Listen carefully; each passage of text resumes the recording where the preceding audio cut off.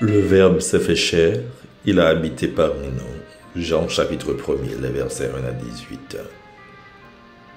Sœurs et frères, paix et joie. Laissons éclater notre joie. Ouvrons nos cœurs à celui que nous espérions, l'Emmanuel, Dieu avec nous. Écoutez donc, c'est le cri d'un enfant qui apporte la joie. Regardez, une création nouvelle se fait jour, la concorde et la paix deviennent possibles. Levons-nous et rencontrons le Dieu fait homme. Les riches se prosternent, les humbles sont rois.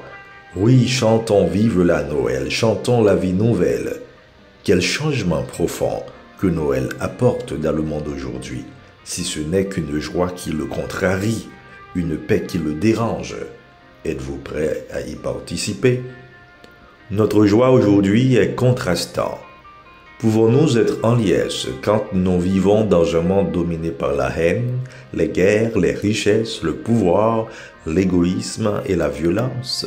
Comment fêter Noël alors que sur certains coins sur terre, des cœurs sont tristes, des familles affamées, des enfants malnutris, des peuples terrorisés sont sans secours?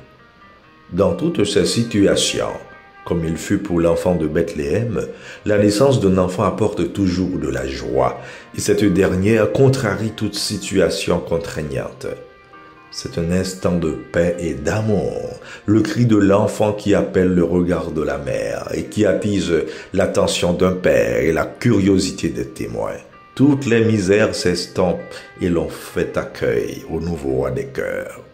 Et voilà qu'Isaïe nous invite à pousser des cris de joie, car il est né le Sauveur, le Consolateur d'Israël. C'est la bonne nouvelle, des cris de joie, un message sauveur.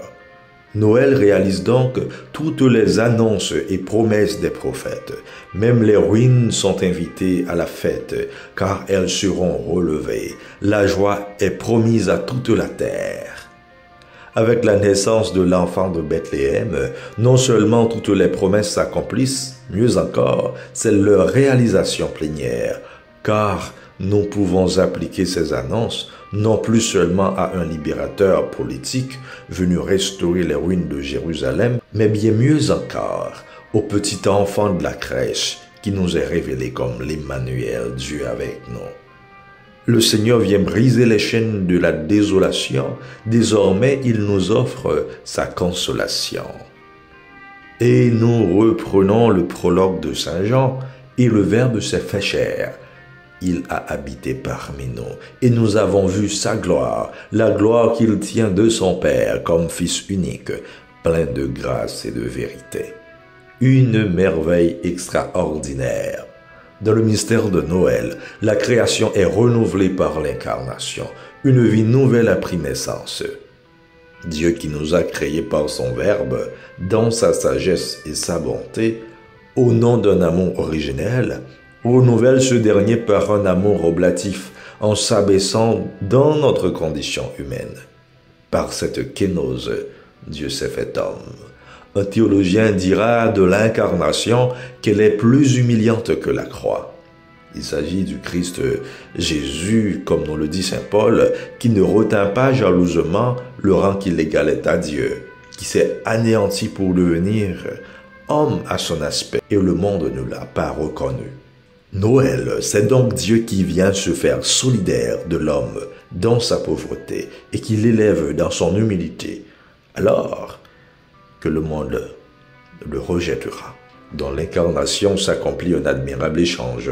Dieu qui s'humanise pour nous diviniser. Épouser la condition humaine est le plus grand risque pris par Dieu. Mais lui, sachant ce qu'il porte en lui pour nous, une vie toute nouvelle, nous invite à accueillir en frère cet enfant qui nous le donnera pour Père. Il nous parle en son Verbe éternel, le Logos incarné, son tout dit. En Jésus, le Verbe éternel du Père, nous contemplons la vraie lumière à l'œuvre dans le monde depuis les commencements. Il a choisi de dresser sa tente parmi nous, ce qui renoue avec la tradition vétérotestamentaire du Dieu nomade, cheminant avec son peuple, mais demeurant insaisissable. Quoi qu'il en soit, des témoins ont vu sa gloire, autant dire le rayonnement de sa divinité. Sachant que Jean nous dit que Dieu est amour, il est aussi porteur de joie.